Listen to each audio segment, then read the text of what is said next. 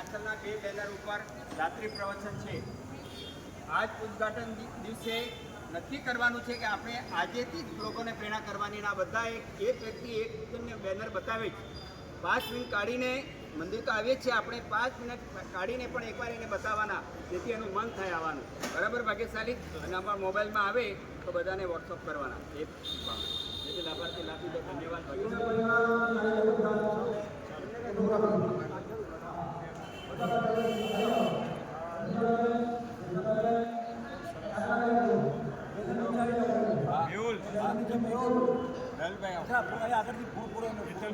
પૂરો આવશે પૂરો. પ્રસન્નભાઈ પડદા પાછળ નહીં આવે. સામે આવી જાવ એટલે ફોટો આપો લો. એ લઉં છું. હેતલ અંદર હશે, અંદર હશે.